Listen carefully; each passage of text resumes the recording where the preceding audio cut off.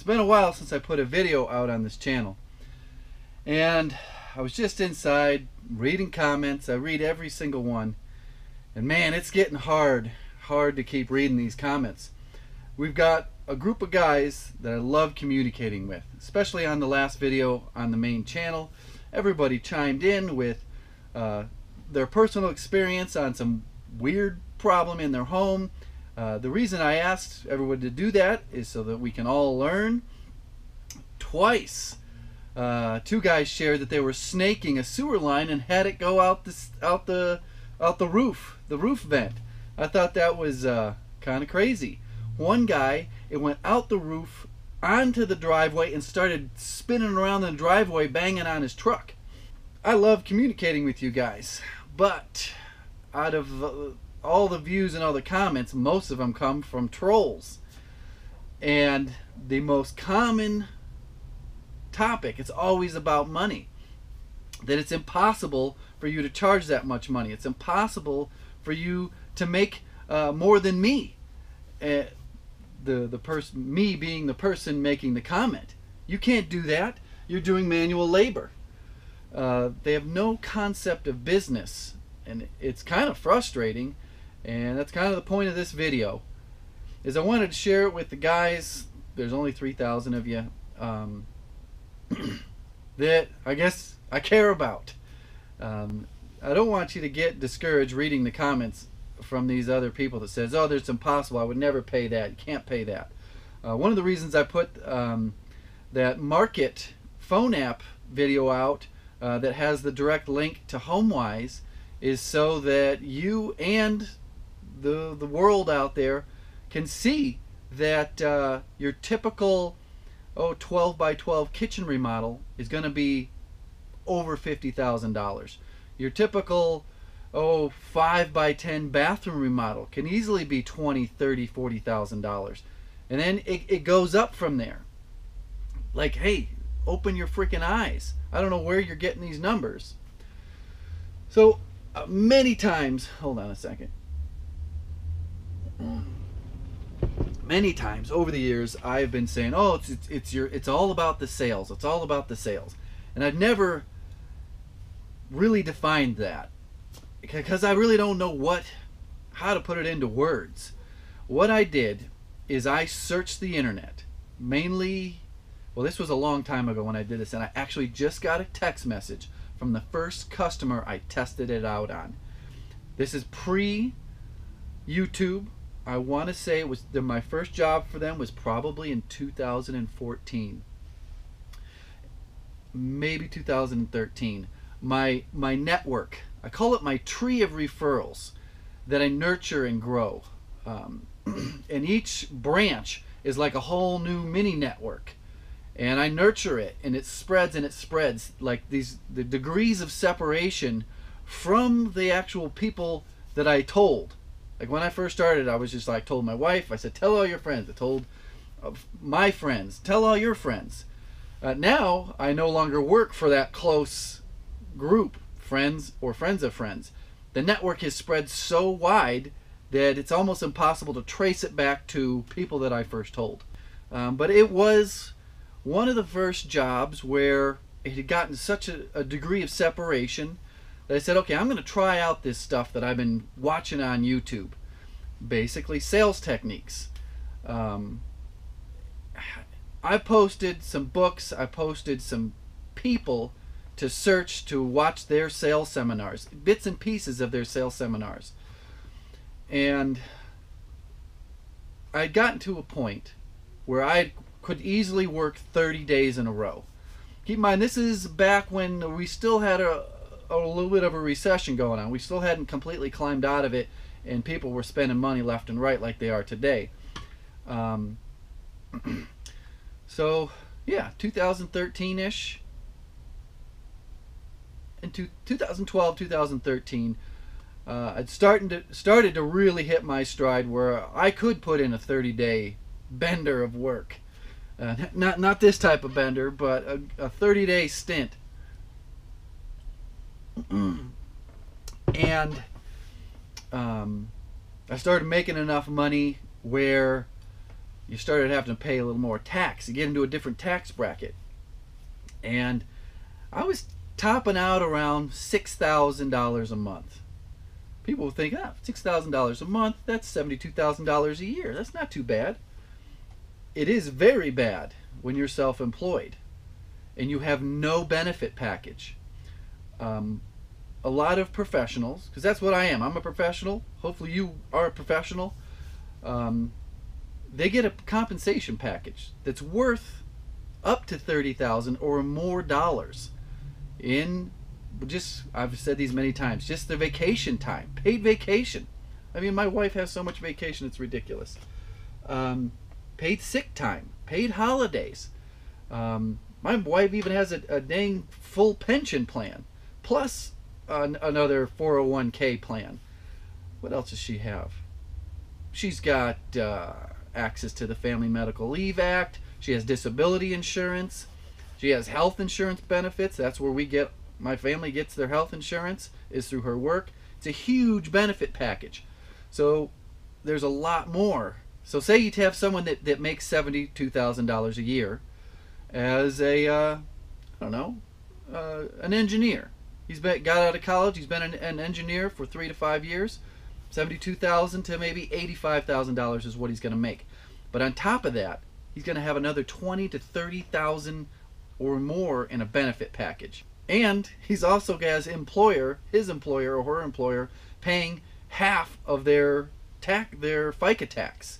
So you go back to a self-employed person that makes $72,000 a year. That benefit package that you need to have a good quality of life. We're going to do a conservative estimate on it as $25,000. That knocks you down to 70, 60, 50, 45 plus 2, $47,000 a year. And then you have more taxes. That FICA tax, which is 15%, could take you down to around 40 grand a year. Are you going to work 7 days a week, busting your ass for 40 grand a year, or even 50 grand a year? I told myself it's not worth it. I've got to do something different. I can't physically do more work. I have to be able to charge more for this work that I'm doing. And I mean, I can increase my quality with time and practice, but I've never had a complaint, and I've never come up short with the expectations that are set with the customers. Quality wasn't an issue. It was, I just had to ask for more money. How do you ask for more money? Well, anyway, I can't remember. It was, like I said, it's been, 2019? It's been about 6 years since I did all this research. And there's been a lot more put out. But basically, this customer that just texted me, I said, okay, this is it. I don't know them from anybody. So if it backfires and I don't get the job, so be it. It turned out to work great. I made $14,000 in 7 days. Blew my mind. I'm like, I just made more money in 2 weeks than I've ever made in like 2 months. And they turned into a lifelong customer. So what did I do? Confidence. You have to have extreme level of confidence. They have to have an extreme level of trust. You have to separate yourself from the competition. You have to speak differently. You have to communicate differently than the competition. It wasn't too hard for me to do that. I had it in me. I had the training, but you get, you go to the estimate, and you have to keep focusing on saying these things over and over to yourself. The confidence, the expert. You have to appear as an extreme expert in your field. You have to be very enthusiastic. You have to be very focused and focused on them, looking at them in the eye, taking notes. One thing that I've done that I've had customers tell me is, wow, you take a lot of notes. You just spent an hour and a half with me, and the last guy was here for 15 minutes. You were down in the crawl space. You went up in the attic. You were taking measurements. They hear me tapping on the wall. basically I need that to create my estimate.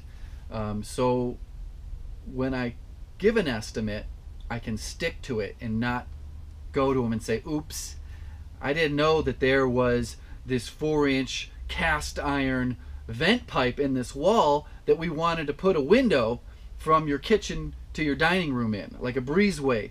Can't do it now. So I'll be in the attic looking for the walls, making sure that they're not load bearing if we're going to take it out, or if they are load bearing, how can I put a header in? Is there a vent pipe going up? Going to the basement, seeing what's underneath there. One thing that I think has gotten me the referrals, that's another thing, coming strongly referred from a past customer. One of their friends or their family that they trust has referred me to them. But just asking for the money and saying it as a matter of fact. I remember it was like $16,000 to rebuild this little addition that was basically their laundry room off the back of their little 1910 duplex. You're like, oh, 1910 duplex, how can they afford it? Well, that house is like a $600,000 house. They also have another rental house that was, oh, it's been in, all these houses of this customer have been on video. One of their rentals, which started out as the ladies, the girls' first house, the burnt spot in the hardwood floor, and installing bifold closet doors. That's one of their properties. Actually, no, they're not all on there. Just 2 are on there. Anyways, their new house they purchased for $851,000. They've got money. He's a realtor, and she's a nurse. I know they got the money. That's another thing. You have to qualify these people. Can they afford to pay premium prices? Are they shopping for bottom dollar? Are they looking for illegal immigrant pricing because that's all they can afford? Kind of rambling here. Hopefully you can pick out bits and pieces of this in between the tangents. But I kind of find customers who appreciate hiring a professional, someone that they can, I mean, these people greet me with a hug now, and then that kind of throws a wrench into my sales technique, because I mean, they're like friends now. They ask about my wife, they ask about everything, they greet me with a hug, a nice firm handshake. Oh, it's been a while, how you doing? Anyways, that's basically how a lot of my customers are these days, and they refer me to quality customers. Where was I going? Qualifying them. Are they willing to pay for your premium service? There's a lot of people who can paint a wall, fix a door, fix a burnt hole in hardwood floor, but they want to pay you to do it because they know that they can trust you. The communication's going to be there. You're going to be there on time. They can basically trust you in their home. They can. I swear to God, I've had this woman said, "Hey, keep an eye on my baby while I go get my checkbook." Okay, like I didn't pick it up and burp it or anything like that, but I just made sure it didn't like choke on a toy. And that's the type of relationship, and that's the I don't know how to put this into words. That's how they receive me. That's how like my customers receive me, and they're willing to pay that premium to have me in their home. So confidence, an expert. That's why if they call me, or most people just text me, I'll try to get some clarification. What are they looking to get? Even when I was new, mainly I was fishing for information on the project so that I could research it if it's something I haven't done very many times. Nowadays, it's authentic confidence, because I've done it a lot of things that I was like, man, should I be doing this? But I'm a smart guy. That helps. I'm very determined, and I can break things down into small problems and pick away at them until I get the big problem fixed. Again, confidence, enthusiasm, appearing you are an expert in your field, and you're very focused on them. And even the way you look. I know it's controversial topic, but if you have neck tattoos and teardrop tattoos, if you have no fear tattoos tattooed across your knuckles, they will not respect you. They will not value you. That's another thing, is, are you on their level? So I've got a successful realtor, and a successful registered nurse. Are the doctors and the other investors and their other co-workers, are they all tatted up? Do they have cornrow hairdos and ponytails? No, they're educated professionals. They speak a certain way. They look a certain way. They're valued a certain way. So if you look like you're worth the money, you're going to be paid that money. I know a lot of this is very touchy in this day and age, when everybody's triggered about the way they look, the way they talk, their education level. You don't have to have a 4-year degree. It helps if you look like you have a 4-year degree and you talk like you have a 4-year degree. A lot of my customers, they know the university that I went to. We went to the same university. We'll strike up a conversation about the good old days. You know, what dorm? You know, who'd you have for, you know, teaching this class? Or, you know, oh, do you remember the homecoming and this, or that game, or that one? Those couple seasons. We're getting off on another tangent. We had a couple seasons where we had a good quarterback that made it to the NFL, and we beat the rival state university. Anyways, if you can establish some sort of rapport on their level. What this guy here, he's a fitness freak. I'm not a fitness freak, but I do a lot of manual labor. So I'll ask him about his triathlons and stuff like that. Establishing that rapport. Don't come off as someone who's not worth at least as much as the customer. Okay, this video is 18.5 minutes long. Hopefully you got some value out of it. I just want to encourage you to keep at it. And the money is there if you figure out your niche. You got to work for people that can afford it and that are willing to pay for a premium service. There's a lot of people that can paint the wall, but you can paint the wall and you can give them another sense of confidence that they want you to paint that wall. It's something that you learn over time. There's been times I went in to do an estimate, I get back to my truck and I'm like, oh shoot, I should have said this, or I could have responded better with like this, or I paused too long to think about it, like I didn't know what the hell I was talking about.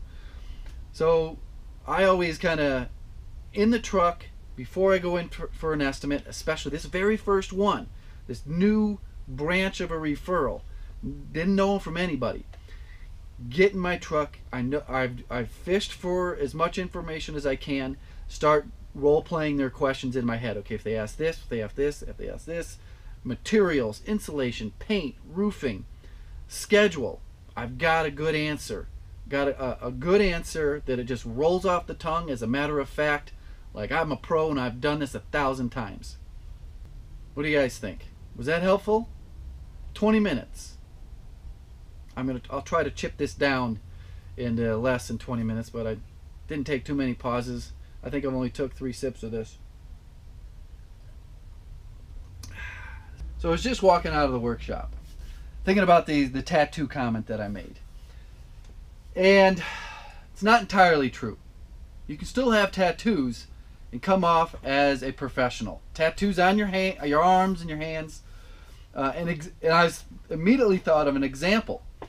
He is a YouTuber, but you can tell the way he talks, his posture, he's a professional. He's called the Idaho Painter. I reference him a lot when I'm looking for new ideas or how to paint cabinets. He's got a lot of videos on that, the type of sprayers that he uses, the type of paint. But you can look at him, you can hear him talk, and even talking on camera is not as easy as talking to a person. But he's very professional, he looks professional, and he's got tattoos. So I don't want anybody to get upset and think, oh shit, I got tattoos, I'm not gonna make any money. It's not that. It's just your presentation. You can still have tattoos and look like a professional, an expert in your field, and trustworthy. But you got to have the whole package. Okay, so don't go smashing the keyboard. Tell me I'm crazy because I'm anti-tattoo.